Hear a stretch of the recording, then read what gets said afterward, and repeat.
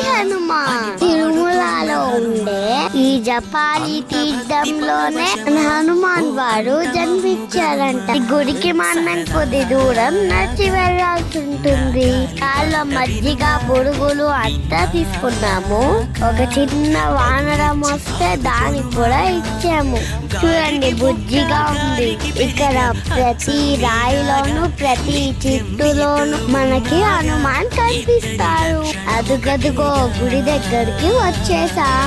చూడండి ఈ గుడి దగ్గర ఎంత హాయిగా ఉంది. మీరు కూడా ఈసారి తిరుమలకి వెళ్ళినప్పుడు మర్చిపోకుండా ఈ గుడికి వెళ్ళి రండి.